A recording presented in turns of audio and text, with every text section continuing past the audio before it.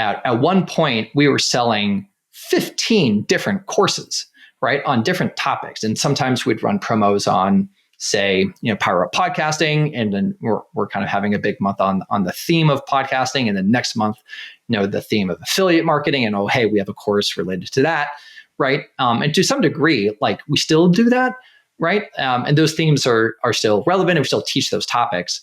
But in terms of the business side of things, right, it was like, oh my gosh, we have 15 different products that we're trying to weave into our funnels and all these other things, right? And it was kind of noisy and chaotic. So anyway, moving to community, it's like, really, we just sell one thing. We sell community.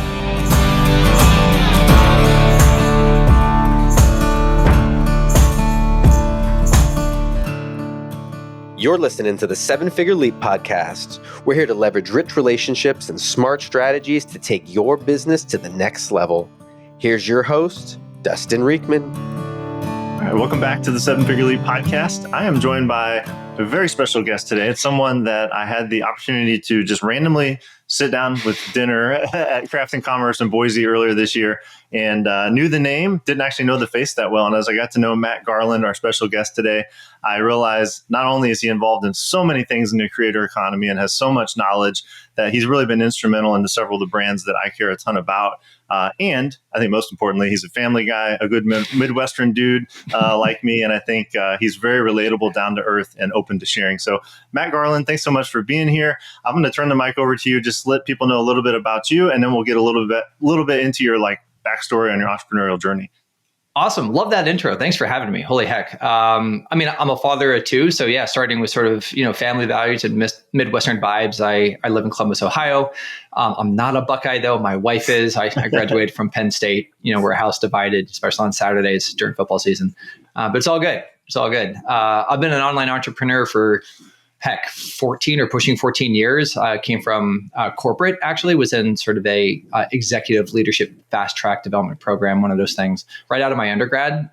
So for 2 years, rotated around the country. It's actually what brought me to Ohio. I'm not from here natively. Okay. But I've always been an entrepreneur at heart. I was the kid with a lemonade stand and selling baseball cards and all that stuff.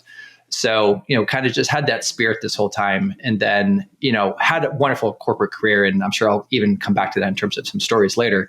But before I did get married and start a family and put down bigger roots, I was like, hey, if I'm going to get into startups and start, trying to figure this out for myself, I better do that now. So that's when I made the leap, so to speak, right, into this whole universe, and one of the best decisions of my life, of course. So it's been a thrill to be operating at the intersection of a few different things, emerging technology, given my tech background, the emergence, of course, of content-based branding and companies that we now call the creator economy.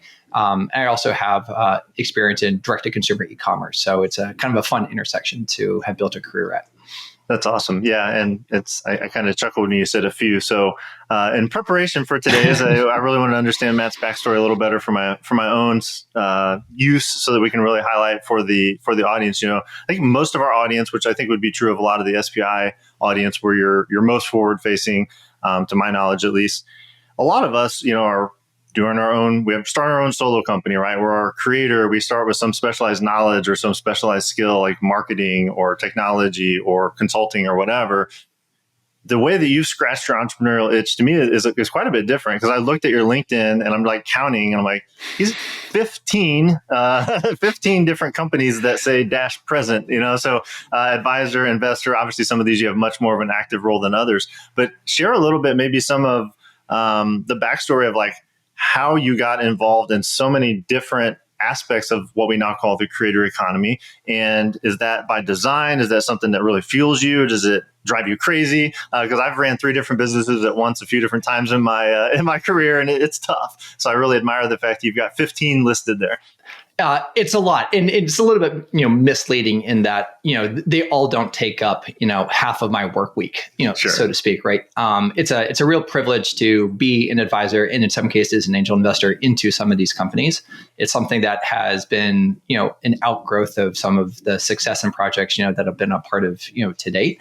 And I do believe that for, a certain, person, it's a great opportunity to give back and have a real imprint, right, on the platforms that solo solopreneurs and creators are using to create income for themselves and support their families.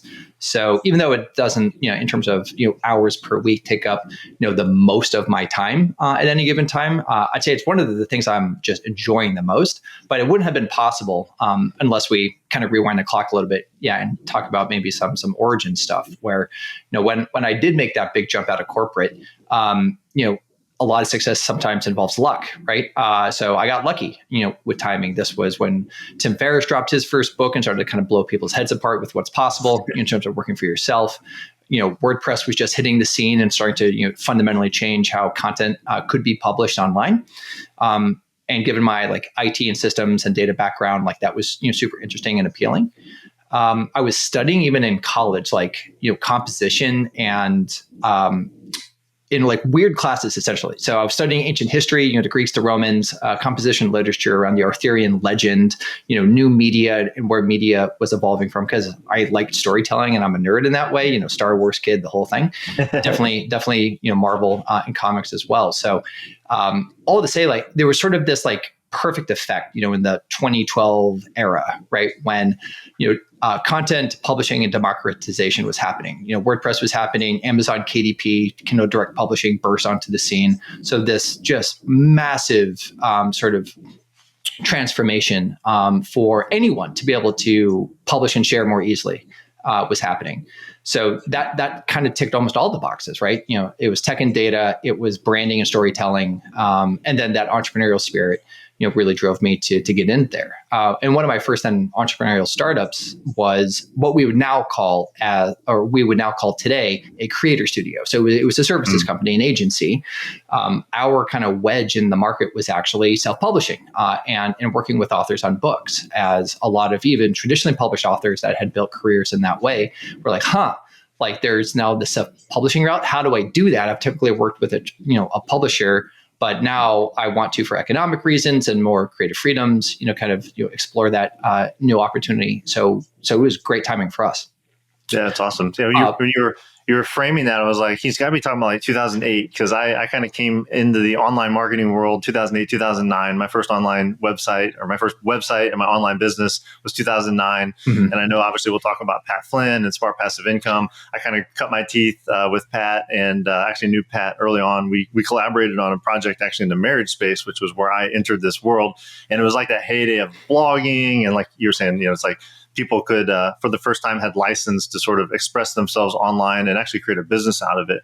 So you kind of came in a few years after that. It sounds like after things have been more solidified, early 2010, 2012, in that time frame. That's really cool. So yeah, that 2010, 2012 is about right. That's it. And it does, if I can pick up the story, now kind of lead to Pat, at least as a kind of a marquee relationship, of course, in the broader story, right? So the project, that first startup did well. We started to work with a lot of authors, but it was then kind of one of the reasons, fantasy football being the other reason, why I was introduced to Pat.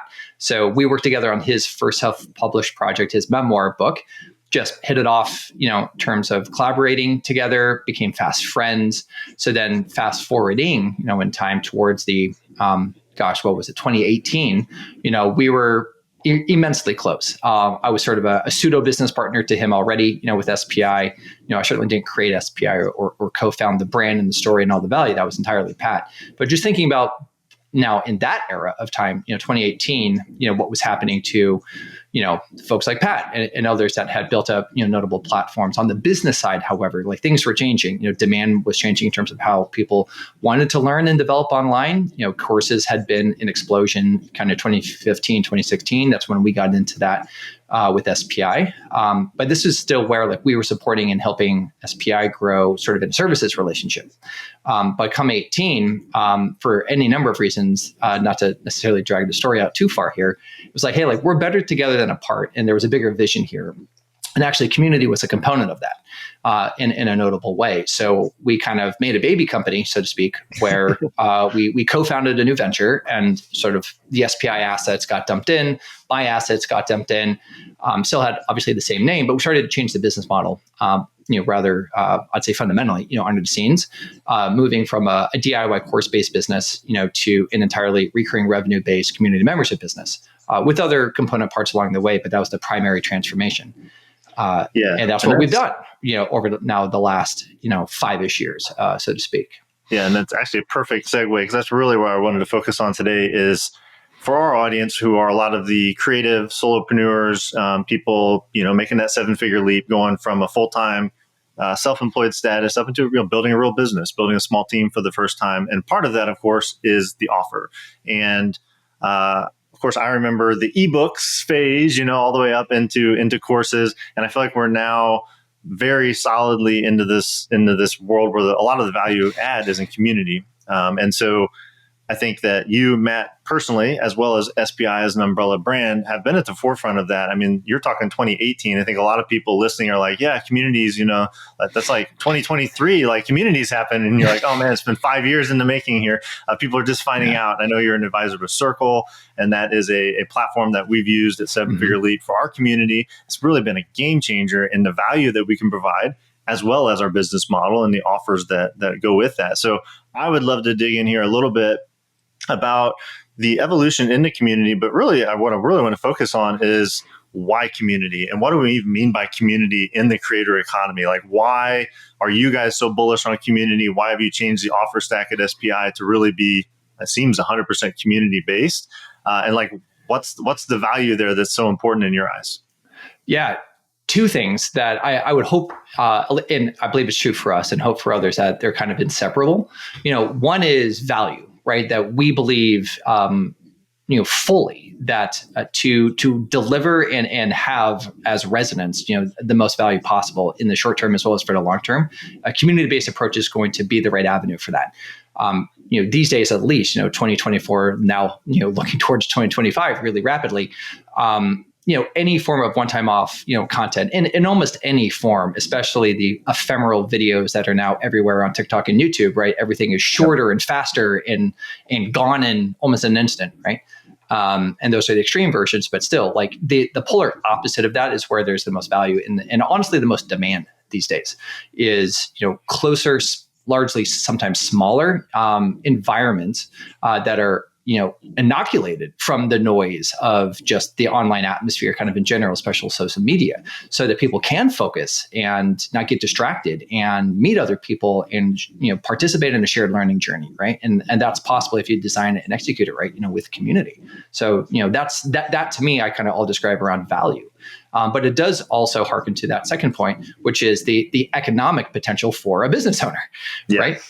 So, increasingly hard in general terms to sell one-off products, especially if you're just getting started these days. And we have the immense privilege and I'd say competitive advantage to some degree that we're OG. Pat started a brand in 2008, right? And so we have close to 2 decades worth of, a brand identity and brand equity, in the market. We have tremendous relationships with other creators and platforms, et cetera, right? And we don't take that lightly. We're very honored to have that. It's a lot harder to get started these days, at least in terms of, I'd say, the audience building and then the positive business momentum that you can generate off of that. It's an interesting juxtaposition because it's never been easier to get started these days in terms of the technology and the available options. But that almost, again, sort of cuts both ways, which is because it's now so easy and easier than ever, the zone gets flooded in terms of people starting. And now it's, again, that much harder to actually get traction. So coming back around to just like the business side of it, and if I put back on sort of that, MBA hat, so to speak, right, as a CEO, it's like, okay, how am I innovating my business model? How am I building for the future? How am I potentially, quote unquote, like future-proofing the business? Though in full candor, I don't think you can like future-proof it once and it's future-proofed always. It's the perpetual idea just of, what's happening in the market? What's happening to your customers? How are they choosing to tell you, where they're deriving value, and then are you listening to that, and are you innovating whatever it is that you have, whether it be a product or service, whether it's a community or not? Are you doing that?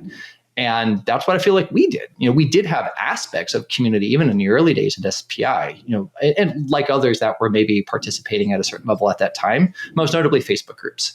Yep. So, we were inviting our students, of our DIY courses to join topical groups on Facebook as a part of the, say, like the purchase, right, of buying a particular course. But, those environments on Facebook back then, and I would argue still today, are not actual community, right? It's much more like social media pretending to be community.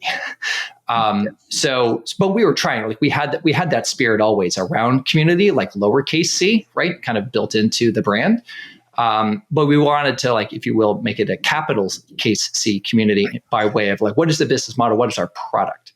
So that was the big kind of transformation point that I led us through. Yeah. So it was this transition from individual courses where basically you're buying education. It's like, hey, I want to learn this skill, so I'm going to go buy this course. There's still people doing that. There's still a market for that, but definitely lower price points, definitely a lot more competition because there's no technological barrier to entry. Basically, anyone can do that because everyone's got the camera, everyone's got a platform they can plug into, some of which you advise. But the point is that's very commoditized. And as you already said, social media is just a wash, a flood. I mean, we really went from this age of information to what I would say like an age of insight, right? Like the curation actually becomes the value, not the promulgation of more information. And so you guys made that transition very successfully at SPI.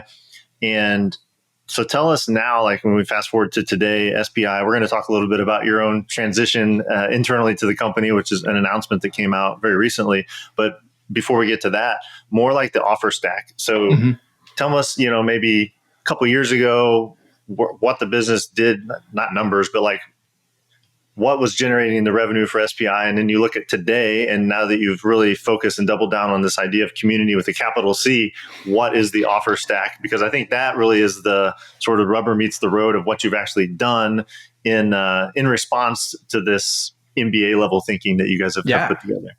If it's useful and maybe even fun on some level, I can go all the way back in time around like the offer stack of SPI. So the very first offer was effectively nothing.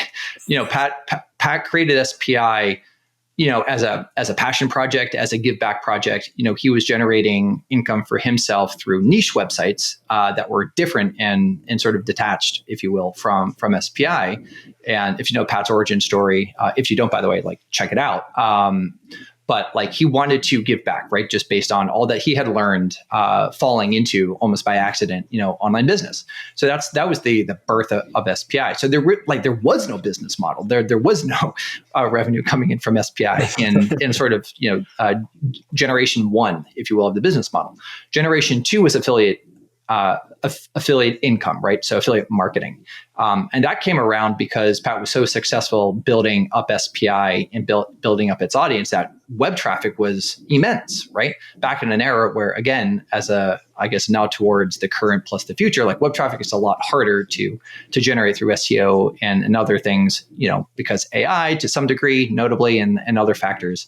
So anyway, like that was the first like business model that Pat did. And it was significant. These days, in my mind, in my I guess perspective on the market and whatnot, like it's harder, especially again if you're just starting out, to say like, oh, I'm going to make a bunch of money, and anchor my business model on affiliate, income, right? When you're getting fractions of something. So, but nonetheless, for SPI, that was its generation two model, which was the first model that actually generated revenue.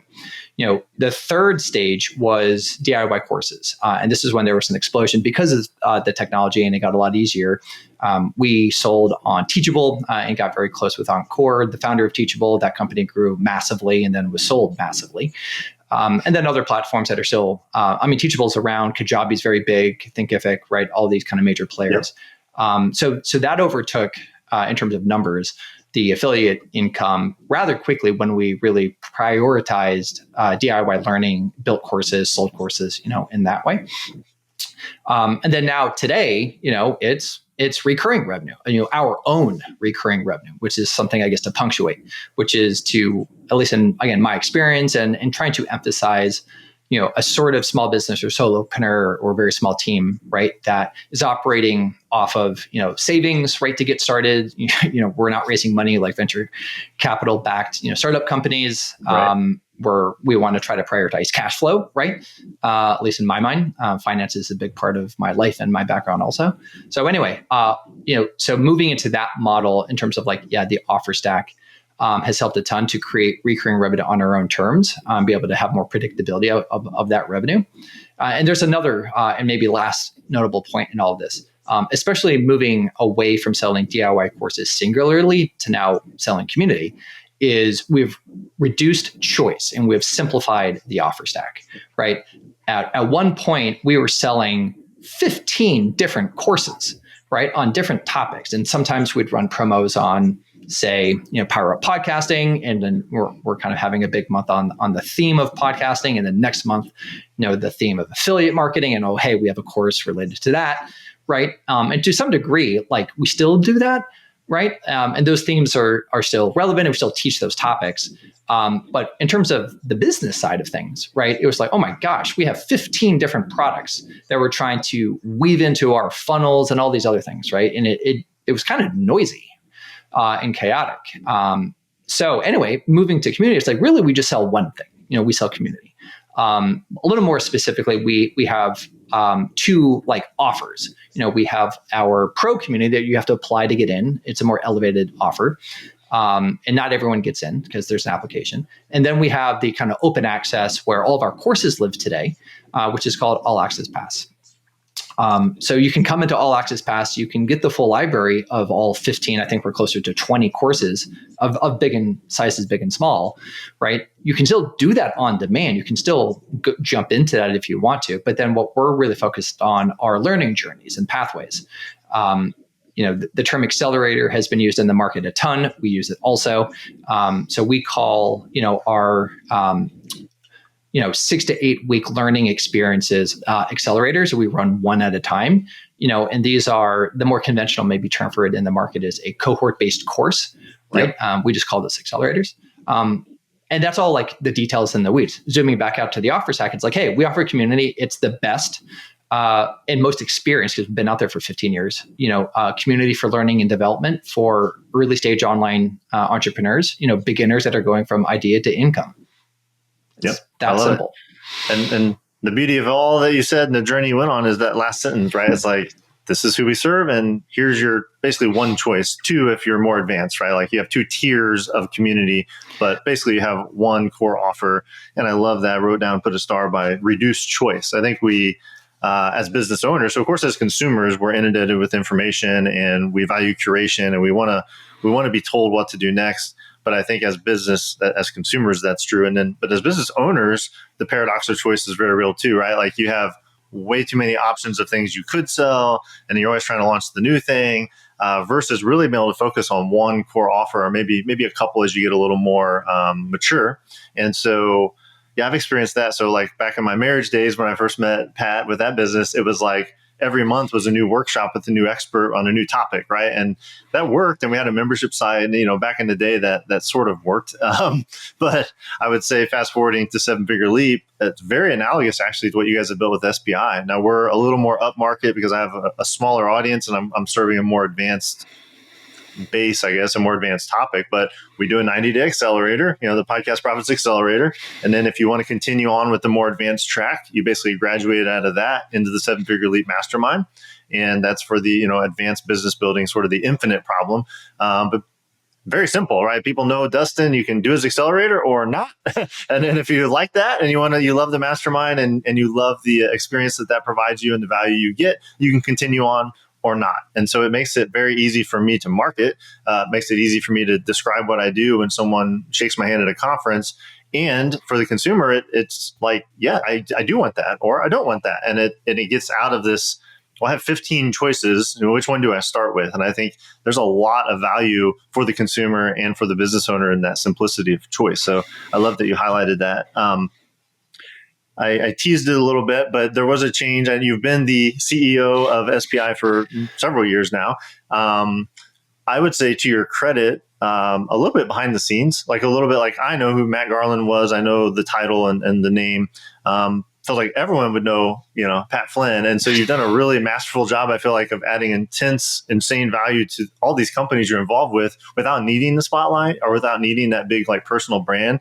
But that's even evolved a little bit lately where your role at SPI has changed. So do you want to just talk a little bit about what's changed and where you see Matt Gartland going, I guess, in the near future, not only with SPI, but sort of in a broader sense? Because I'd love to hear that in the sense of like, what drives you and what motivates you, because you're making a shift here. And I think it's pretty significant. Yeah. Well, that's, again, a very, very kind tee up there. I'm thrilled that I have passed the torch in terms of the head job, the CEO job, to a really gifted, leader and operator in his own regard, and a very experienced team creator. And that's Caleb Wojcik.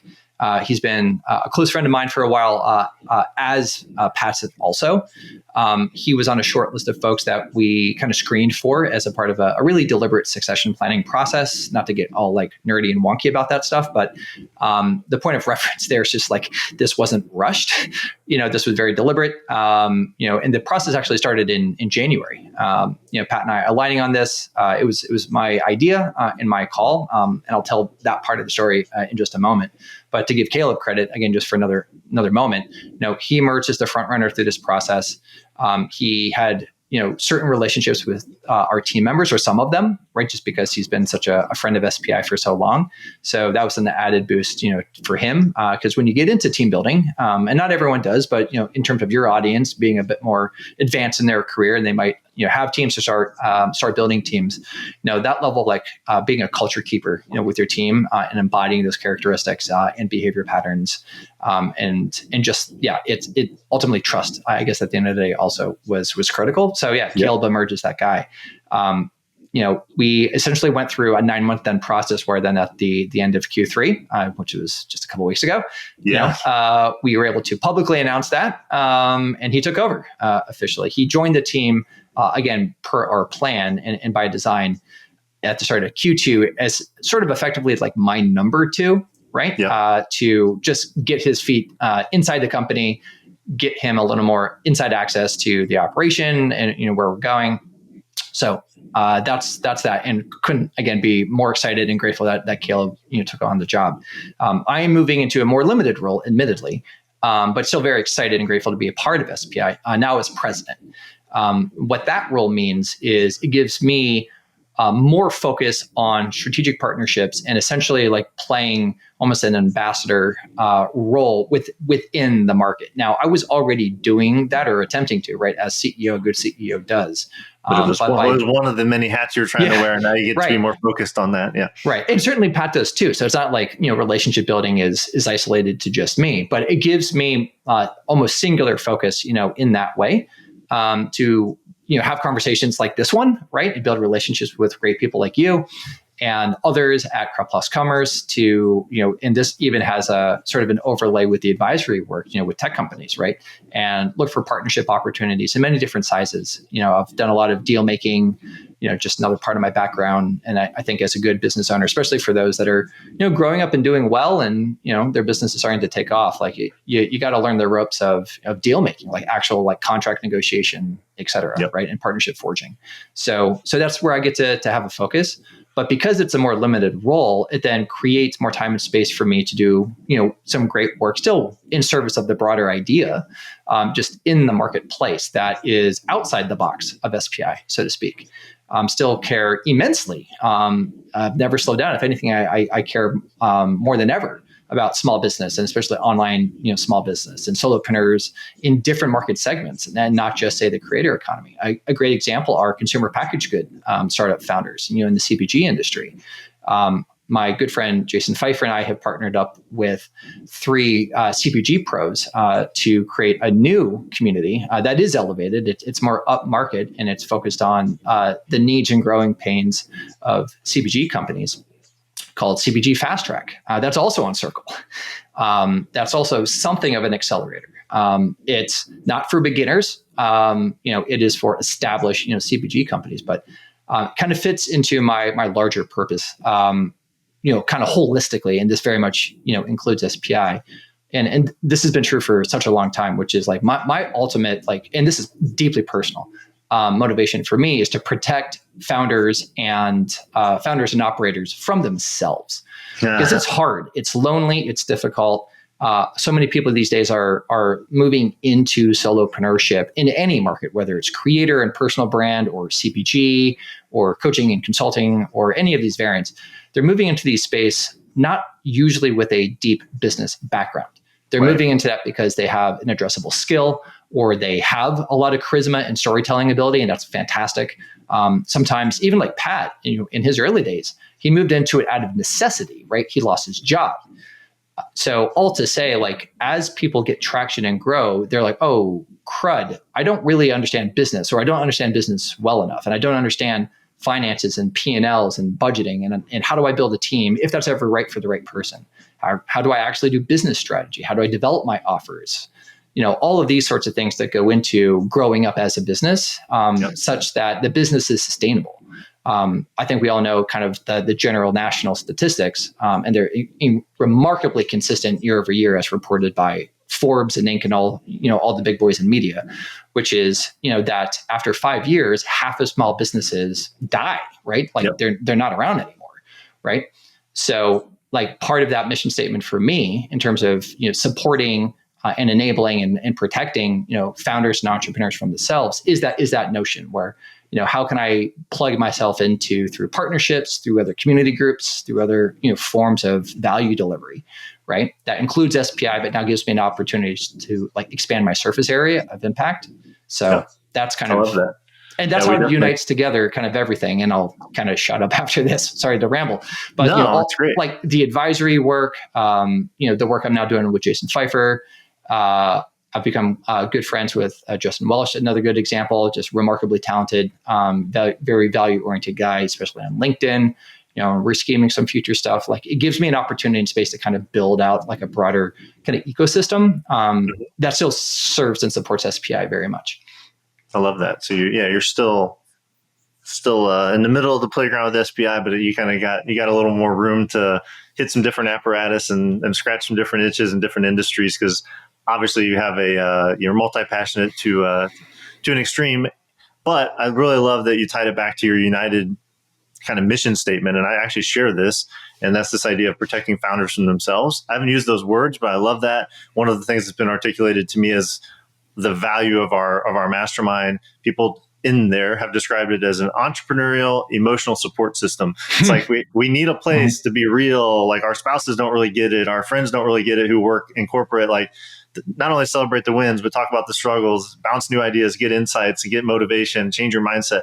And I think community is just like the universal way, I think, has been and will continue to grow increasingly valuable to do that. So Matt, I know you've got family duties to attend to, so I want to be respectful of that, but I would love to turn the mic over to you for a couple minutes here if you'd like, and just give us any strategy or tactic, something that our audience, a little bit about them, that they can take away and implement when it comes to community specifically. Yeah, it's a great thing to end on, especially in community, and maybe even most especially at your community. I'd say like CPG Fast Track that I'm helping to build out, and others that aren't necessarily sort of beginner oriented, is the speed with which founders that have traction and some sense of even scale, right, are operating. And therefore, like there's an interesting, I see sort of correlation between success and traction and growth with like how much content do then people consume, even if they're paying for something, right? Even if they're in a part of a community group. So the power of audio, like voice messaging and voice memos, is increasingly interesting to me and very effective as a delivery mechanism and as a tactic.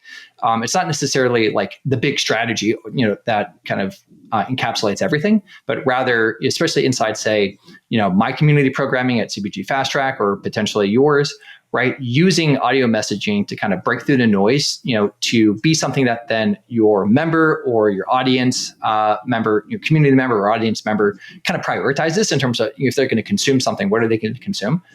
You can be personalized a little bit. You can be compressed in your value delivery, through an audio message. You can do it inside a community. You can do a WhatsApp message. You can even do SMS. Like there's different channels in tech, obviously, to deliver that.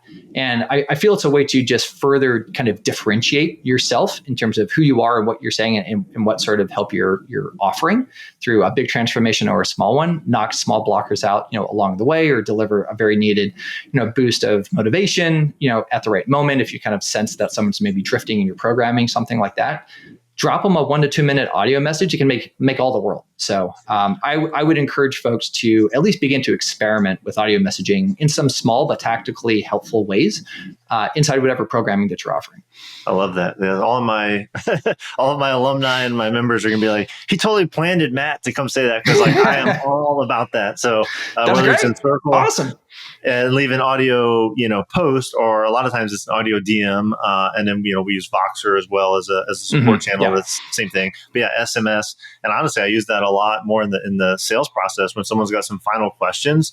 It's nothing easier for me than walking my kids or walking my dog and leaving some very personal, real audio notes. And I love to receive those too. I feel like that's just a really kind of lost art of communication that you can do in a moment, and provides actually extra value, even though it doesn't take all the staging and all the stuff that like a video or writing all this stuff out would take. So Matt, I love the very practical takeaway there. Final thing here is just to turn the mic over to you and say, people want to be in Matt Gartland's world. They want to have a partnership. They want to just learn from you and all this amazing expertise that you've shared today and go a little deeper. What's the best way to connect with you and stay in touch?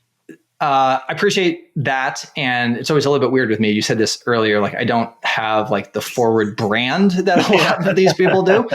And I actually have like a lot of even, concern with social media generally. Different conversation for a different day.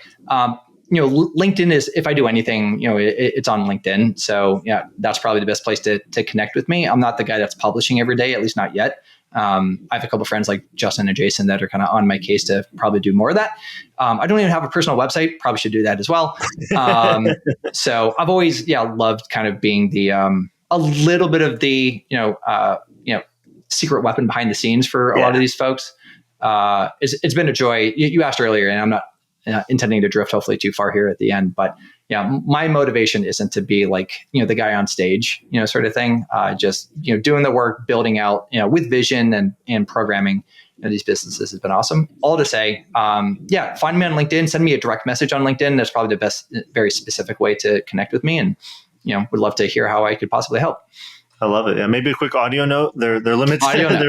They're limited to 60 seconds on LinkedIn, so you really got to get your real estate done. They'll change that, I am sure, at some point. And I've been saying Matt because we have a bit of a relationship. But on LinkedIn, he is Matthew Gartland with a T. If you want to look him up, I think he's probably one of the only ones. He's the best looking one for sure. So, Matt, I will let you go for now. I'd love to stay in touch, talk partnerships, collaboration, community, all the things. Man, you're a gem. You're an awesome guy. I really appreciate you carving out time for us in your busy schedule. And man, check out Matt on LinkedIn, and also Google him. He's got some really amazing interviews out there that I've kind of binged over the past week and learned a ton in the process. So don't sleep on Matt Garland. He's a secret weapon, but he doesn't have to be a secret to you. So Matt, thanks again for being here. That's brilliant. Yeah, man. Thanks so much. Really appreciate it. Anytime.